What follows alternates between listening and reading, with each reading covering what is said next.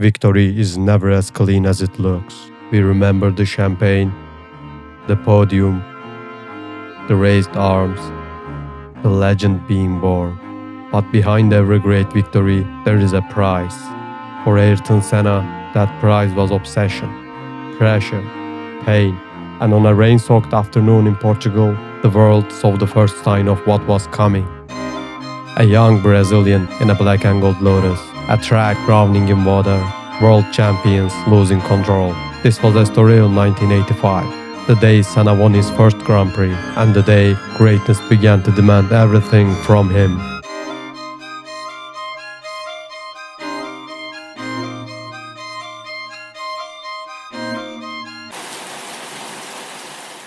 One year earlier, Ayrton Senna had already shown Formula One something it could not ignore. Monaco 1984. He was a rookie. He was driving a Tolman, not a McLaren, not a Ferrari, not a car built to win. And suddenly, the rookie was hunting the best driver in the world. Alain Prost was leading. Senna was closing. Lap by lap, second by second, the impossible started to look possible. Then Prost raised his hand, asking the officials to stop the race. The rain had made it almost impossible to race. Monaco was red flagged. Senna crossed the line ahead of Prost, believing he had done something historic. But the result was taken from the previous lap. Prost won. Senna was second. That day gave him fame, but it also gave him something darker. A lesson. In Formula One, speed was not always enough. Being the fastest did not always mean being the winner. Monaco did not make Senna a legend. It gave him a wound. But 1 year later, in Portugal, he will turn that wound into the first step of a legend. By 1985, Senna had left Tolman and joined Lotus. In Monaco, he had shown the speed, but the car had not been enough. Now, the story had changed. For the first time, Senna had his chance, and he wasted no time.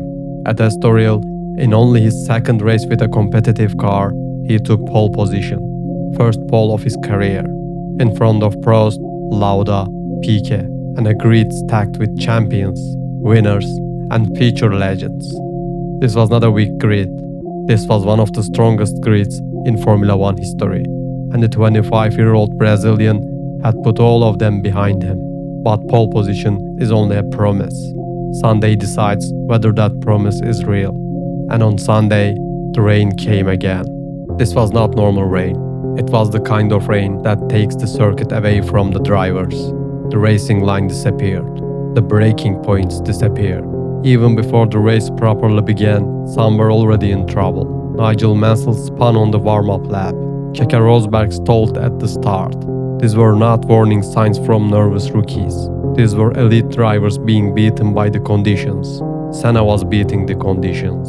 From pole, he made the start he needed. Clean, sharp, controlled. He led into the first corner, and from that moment, the race changed. It was no longer Senna against the field. It was Senna against the storm. By lap 10, the gap was 13 seconds. 13 seconds. In the same rain, on the same track, against the same fear. Behind him, the greatest drivers in the world were trying to survive. Senna was building a lead. But this was not just bravery. Bravery alone gets you into the wall. Senna was feeling the track. He searched for grip where others could not find it. He adjusted his line, lap after lap, corner after corner. He was not fighting the rain. He was reading it. Senna did not make the conditions look easy. He made everyone else look lost. And still, this was not a perfect drive. That matters, because myths are cleaner than reality. Reality was a Lotus sliding through standing water, a driver with almost no visibility, a track so dangerous that even Senna raised his hand, asking for the race to be stopped. That was the irony. 1 year earlier, Senna had been furious when Prost raised his hand and race was red flagged.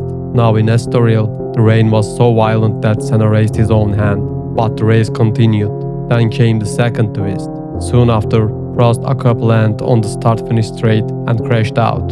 In Monaco, a red flag had taken victory away from Senna. In Estoril, the upscenes of one almost proved how dangerous his victory really was. And Senna later admitted he almost crashed more times than he could count. At one point, all four wheels went off the track. Not a magic save, not a perfect miracle. Luck.